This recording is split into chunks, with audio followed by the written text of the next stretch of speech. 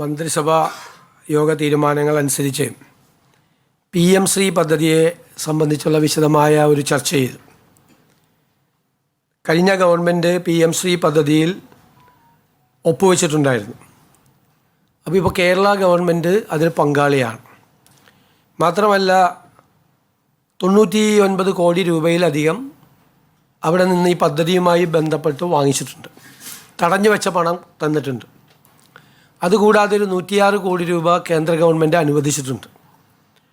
ഇതാണ് അതിൻ്റെ കാര്യം. അതിനെ ആശയപരമായി അതിനോടുള്ള എതിർപ്പ് കരിക്കുലം ഫ്രീഡത്തിൽ കേന്ദ്ര സർക്കാർ ഇടപെടരുത് എന്നതാണ്. 2, ഇത് നടപ്പാക്കുന്ന സ്കൂളുകൾ തിരഞ്ഞെടുക്കാനുള്ള അവകാശം സംസ്ഥാന ഗവൺമെൻറ്റിന് നൽകണം എന്നതാണ്. അപ്പോൾ ഒരു കാരണവശാലും കരിക്കുലം സ്വാതന്ത്ര്യത്തിൽ, അത് തീരുമാനിക്കാനുള്ള സ്വാതന്ത്ര്യത്തിൽ, സംസ്ഥാന സർക്കാരിനുള്ള സ്വാതന്ത്ര്യത്തിൽ ഇടപെടാൻ ഒരു കാരണവശാലും അനുവദിക്കില്ല. 2, സ്കൂൾ സെലക്ഷൻ അത് സംസ്ഥാന സർക്കാർ തന്നെ തീരുമാനിക്കും.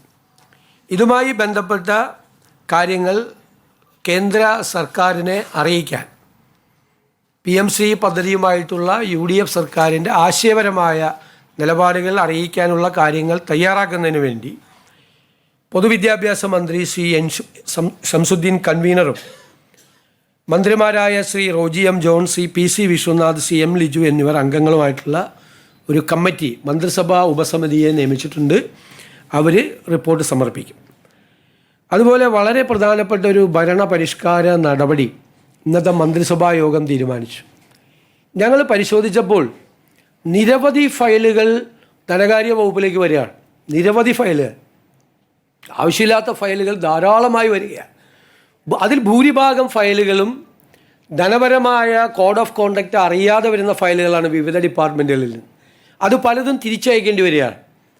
ഇതെല്ലാം വ്യാപകമായ തരത്തിലുള്ള നമ്മുടെ നടപടിക്രമങ്ങൾ വൈകിപ്പിക്കുന്നതിന്, പദ്ധതികൾ വൈകുന്നതിന്, സർക്കാർ എടുക്കുന്ന തീരുമാനം നടപ്പിലാക്കുന്നതിനുള്ള തടസ്സങ്ങളെല്ലാം ഉണ്ടാകുകയാണ്. അതുകൊണ്ട് 1974 കേന്ദ്ര സർക്കാർ രൂപീകരിച്ച മാതൃകയിൽ എല്ലാ വകുപ്പിലും സർക്കാർ ഒരു ഇൻ്റഗ്രേറ്റഡ് ഫിനാൻഷ്യൽ അഡ്വൈസർ നിയമിക്കാൻ വേണ്ടിയിട്ട് തീരുമാനിച്ചിരിക്കുകയാണ്, എല്ലാ വകുപ്പിലും. അപ്പോൾ ധനപരമായ കാര്യങ്ങൾ ഒരു സ്ക്രൂട്ടിനി അവിടെ ഉണ്ടാവും. ധനവകുപ്പിലെ ഉദ്യോഗസ്ഥന്മാർ തന്നെ ഒരു സാമ്പത്തിക ചെലവും സർക്കാരിന് ഇല്ലാതെ എല്ലാ വകുപ്പിലും ഒരു ഇൻ്റഗ്രേറ്റഡ് ഫിനാൻഷ്യൽ അഡ്വൈസർ ഉണ്ടാവും. ആ സ്ക്രൂട്ടിനി നടത്തിയിട്ടേ ഫയൽ പോവുള്ളൂ. ഇപ്പോൾ ധനകാര്യ വകുപ്പിലേക്ക് അയക്കേണ്ട ഫയൽ മാത്രമേ വരുള്ളൂ. മാത്രമല്ല അത് തിരിച്ചയക്കേണ്ടി വരില്ല. കാരണം സംശയങ്ങളെല്ലാം നിവർത്തിച്ച് കോഡ് ഓഫ് കോണ്ടക്റ്റ് എല്ലാം പാലിച്ചിട്ടുള്ള ഫയലുകളായിരിക്കും. അപ്പോൾ ഒരു വളരെ ഭരണപരിഷ്കാര നടപടികളുമായി ബന്ധപ്പെട്ട ഒരു വിപ്ലവകരമായ ഒരു തീരുമാനമാണ് ഇൻ്റഗ്രേറ്റഡ് ഫിനാൻഷ്യൽ അഡ്വൈസറെ. ഫയലുകളുടെ എണ്ണം ഗണ്യമായി കുറയുകയും ഫയലുകൾ കൂടുതൽ യാത്ര ചെയ്യുന്നത് ഇല്ലാതായിരിക്കുകയും ചെയ്യുന്ന ഒരു സംവിധാനമാണ്. ഇതനുസരിച്ച് ഒരു ജോയിൻറ്റ് സെക്രട്ടറിയുടെ പദവിയിൽ കുറയാത്ത ഒരു ഉദ്യോഗസ്ഥനെയും എല്ലാ ഭരണവകുപ്പിൻ്റെയും സെക്രട്ടറിയുടെ പ്രധാന സാമ്പത്തിക ഉപദേഷ്ടാവായി ചുമതലപ്പെടുത്തേണ്ടതും നയപരമായ തീരുമാനങ്ങൾ, പുതിയ സേവനങ്ങൾ, വിശാലമായ സാമ്പത്തിക കാര്യങ്ങൾ എന്നിവയ്ക്ക് മാത്രമായി ധനകാര്യ വകുപ്പിനെ സമീപിക്കുന്നതും നിർദ്ദേശിക്കും. ധനകാര്യ വകുപ്പ് സത്യത്തിൽ കയ്യിലുള്ള കുറേ അധികാരങ്ങൾ കൂടി താഴെയുള്ള വകുപ്പുകളിലേക്ക് ഡീസെൻട്രലൈസ് ചെയ്ത് കൊടുക്കുകയും ചെയ്യുകയാണ്. നടപടിക്രമങ്ങൾ സുഗമമാക്കാൻ വലിയ മാറ്റം ഇതിൻ്റെ ഭാഗമായി ഉണ്ടാകും എന്ന് പ്രതീക്ഷിക്കുന്നു. മൂന്നാമതൊരു കാര്യം തീരുമാനമെടുത്തത് നമ്മുടെ പൊതുസംഭരണമുണ്ട്, പ്രൊക്യൂർമെൻറ്റ്. ഇതിൻ്റെ മാനുവൽ എന്ന് പറയുന്നത് കാലഹരണപ്പെട്ട മാനുവലാണ്. ഇന്നത്തെ കാലത്ത് പ്രൊക്യൂർമെൻറ്റ് മാറി പ്രൊക്യൂർമെൻറ്റായി മാറിയത് നമ്മുടെ മാനുവൽ അറിഞ്ഞിട്ടില്ല.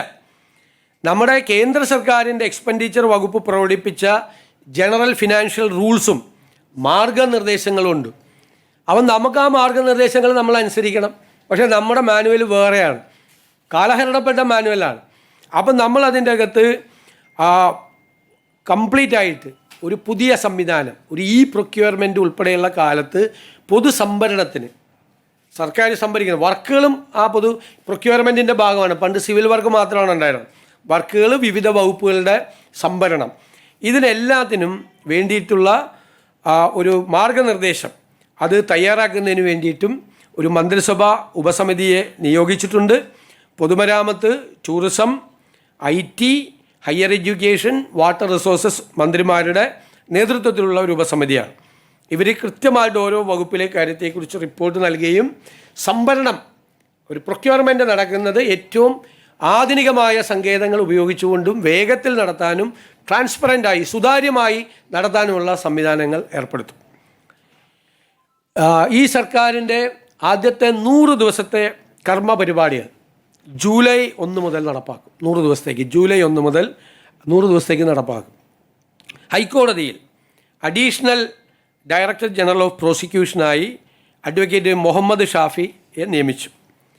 Kerala cashew board MD and ചെയർമാനായി G ഉണ്ണികൃഷ്ണനെ നിയമിക്കാൻ വേണ്ടി തീരുമാനിച്ചു. ഇതാണ് സുപ്രധാനമായ തീരുമാനങ്ങൾ എടുത്തത്.